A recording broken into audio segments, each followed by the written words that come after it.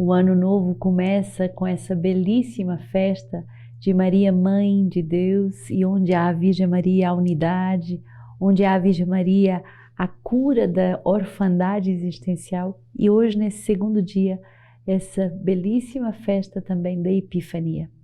Os três reis magos que nos ensinam um mistério muito importante de Deus. Deus é verdadeiro Deus e precisamos de adorá-lo como Deus. E por isso o incenso que sobe até ele. Deus é verdadeiro Rei e por isso devemos lhe dar ouro e o ouro das nossas vidas. E Deus é verdadeiro homem e por isso a mirra dos seus perfumes que embalsamam o corpo de Jesus que vai verdadeiramente morrer por cada um de nós. A Virgem Maria, os três reis magos nos ensinam a entrar nesse ano novo com um grande espírito de adoração. Viemos para adorar, nascemos para adorar. A nossa vida não faz sentido sem a adoração. E a Lectio Divina a cada dia vai inflamar o nosso coração justamente para ter uma vida de adoração, para que a nossa vida se derrame aos pés do Senhor e para que a nossa vida escute aquilo que o Senhor espera de cada um de nós. Como vamos fazer ao longo de todo esse ano, eu vou vos abrir o tesouro do nosso livro de vida para que também você possa desfrutar dessa grande riqueza.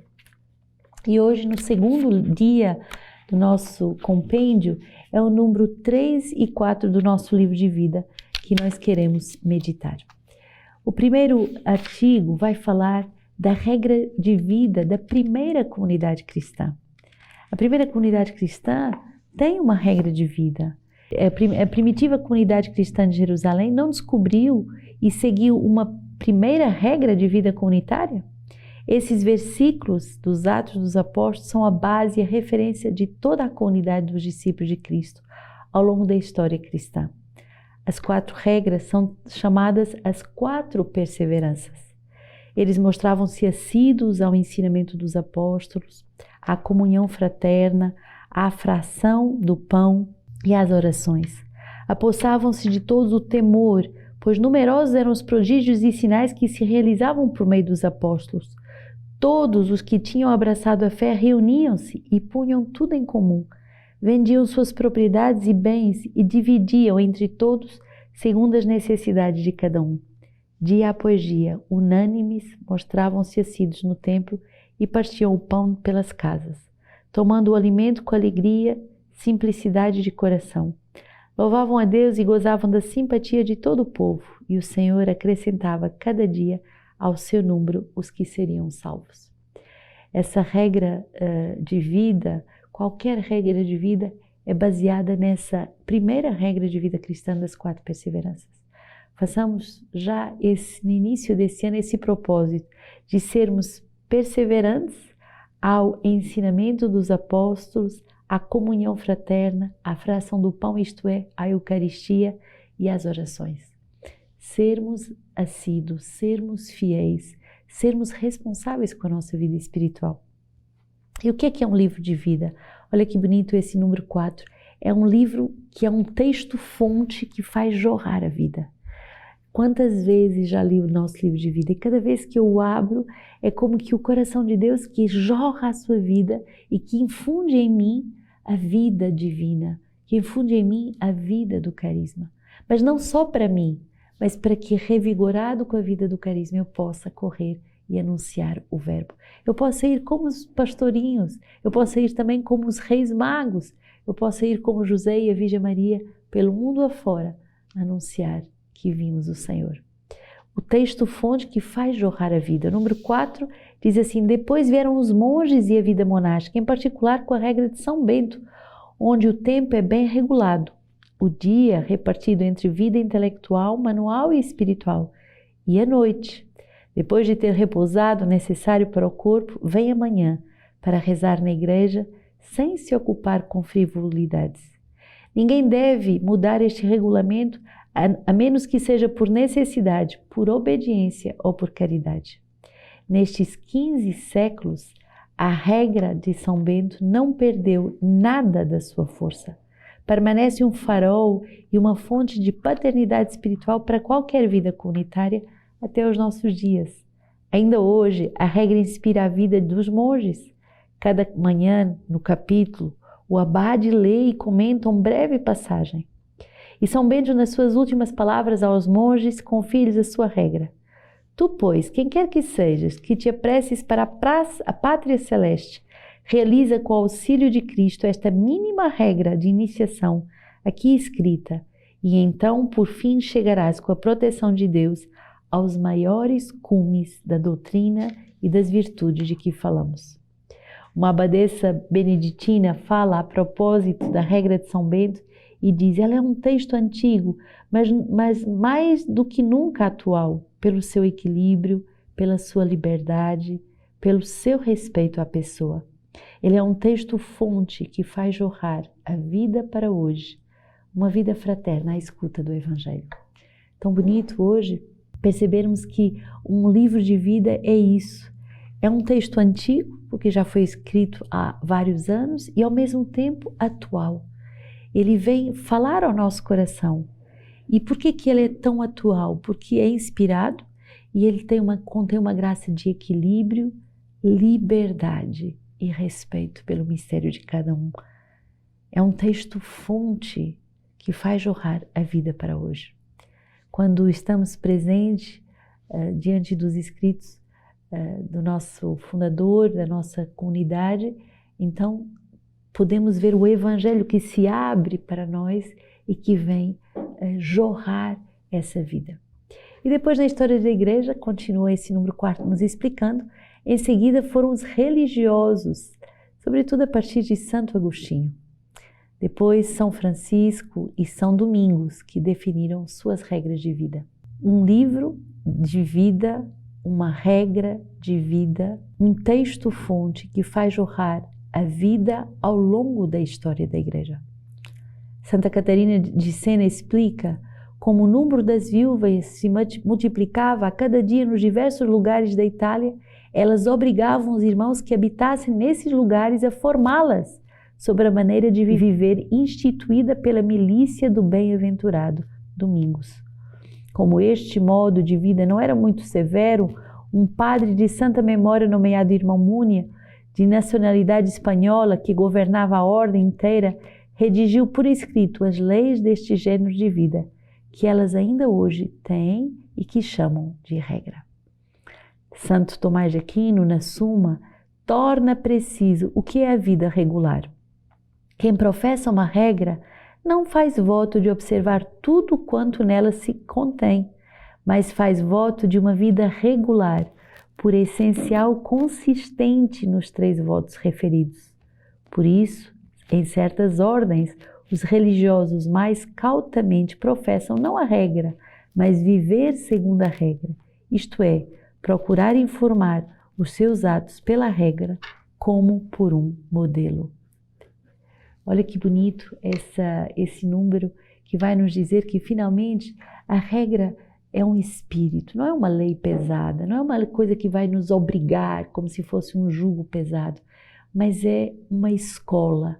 A regra é um farol, a regra é uma fonte que vai jorrar uma vida e que vai me ensinar a pautar a minha vida de forma regrada, de forma regular, de forma inspirada. E olha, quando temos uma regra de vida, um livro de vida, como somos felizes, porque temos como que o sussurrar das águas do coração de Deus que falam ao nosso coração e que nos lembram, olha, agora é hora de rezar, agora é hora de estudar, agora é hora de trabalhar, agora é hora de cuidar dos pobres, agora é hora de repousar, agora é hora de entregar tudo nas mãos do Senhor através da adoração. Agora é hora da Léxio. E hoje, nessa festa muito bonita da Epifania, Isaías 60, 1-6, põe-te de pé, resplandece, porque a tua luz é chegada, a glória do Senhor raia sobre ti. Com efeito, as trevas cobrem a terra, a escuridão envolve as nações, mas sobre ti levanta-se, Senhor, e a sua glória aparece sobre ti. As nações caminharão na tua luz e os reis no clarão do teu sol nascente. Ergue os olhos em torno e vê. Todos eles se reúnem e vêm a ti. Os teus filhos vêm de longe, as tuas filhas são carregadas sobre as ancas. Então verás e ficarás radiante. O teu coração estremecerá e se dilatará, porque as riquezas do mar afluirão a ti. A ti virão os tesouros das nações. Uma horda de camelos te inundará, os camelinhos de Madiã e de Éfas, todos virão de Sabá, trazendo ouro e incenso e proclamando os louvores do Senhor. Somos chamados nesse início de ano a pôrmos-nos de pé, a resplandecer, de verdade a nos deixar iluminar dia após dia com a luz da palavra. O mundo está nas trevas, a nossa vida pode estar nas trevas, mas a palavra vem resplandecer, a palavra vem iluminar, a palavra vem nos reunir, a palavra vem fazer de nós adoradores, com incenso, mirra e ouro. Salmo 71. Ó Deus, concede ao rei o teu julgamento e a tua justiça ao filho do rei, que ele governe o teu povo com tua justiça e os teus pobres conforme o direito. Que em seus dias floresça a justiça e muita paz até o fim das luas. Que ele domine de mar a mar, desde o rio até os confins da terra. Os reis de Társis e das ilhas vão trazer-lhes ofertas. Os reis de Sabá e de Seba vão pagar-lhes tributo. Todos os reis se prostrarão diante dele. As nações todas o servirão, pois ele liberta o indigente que clama e o pobre que não tem protetor. Tem compaixão do fraco e do indigente e salva a vida dos indigentes. Todo rei se prostrará. Todo rei vai se prostrar diante do Rei dos Reis. O Senhor, esse menino Deus, é o Rei dos Reis. E é um rei que não vem para esmagar os outros reis ou para dizer eu sou melhor que todos, mas é um rei que vem para proteger os pobres. Ele vem para ter compaixão do fraco e do indigente. Ele vem para salvar. Efésios 3, 2 a 3, 5 a 6. Certamente sabeis da dispensação da graça de Deus que me foi dada a vosso respeito. Por uma revelação me foi dado a conhecer o mistério. Às gerações e aos homens do passado ele não foi dado a conhecer, como foi agora revelado aos seus santos apóstolos e profetas no Espírito.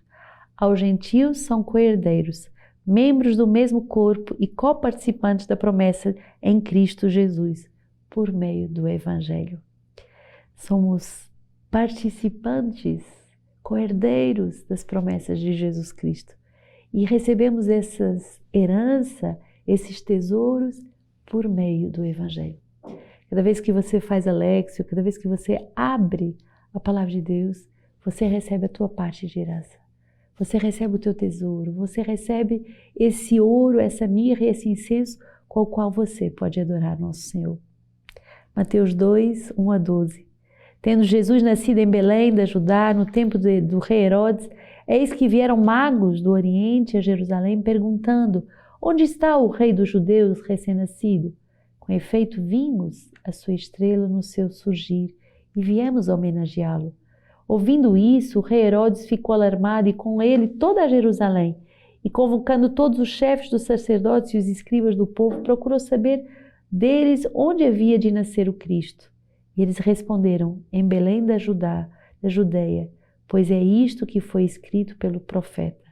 E tu, Belém, terra de Judá, de modo algum és o menor entre os povos do Judá, pois de ti sairá um chefe, que apacentará Israel, o meu povo. Então Herodes mandou chamar secretamente os magos e procurou certificar-se com eles a respeito do tempo em que a estrela tinha aparecido. E enviando-os a Belém, disse-lhes: ide e procurai obter informações exatas a respeito do menino, e ao encontrá-lo, avisai-me, para que eu também vá homenageá-lo. A essas palavras do rei eles partiram, e eis que a estrela que tinham visto no surgir ia à frente deles, até que parou sobre o lugar onde se encontrava o menino. Eles, revendo a estrela, alegraram-se imensamente. Ao entrar na casa, viram o menino com Maria, sua mãe, e prostrando-se, o homenagearam. Em seguida, abriram seus cofres e ofereceram-lhes presentes, ouro, incenso e mirra. E avisados em sonhos que não voltassem a Herodes, regressaram por outro caminho para a sua região. Que a palavra de Deus faça também isso aos nossos corações, que ela abra o cofre da nossa vida para que possamos dar ao menino Deus tudo o que somos e tudo o que temos. Todo o nosso ouro, todas as nossas riquezas, todo o nosso incenso, isso é a nossa capacidade de adorar, de glorificar, e também toda a nossa humanidade pobre, mortal, pecadora. Que com os Reis Magos possamos adorá-lo, que com os Reis Magos possamos nos alegrar imensamente com a estrela que nos guia. Que a vida espiritual, que a vida do céu possa verdadeiramente nos guiar ao longo de todo esse ano. Um santo ano de 2022, um santo ano a toda a nossa família espiritual.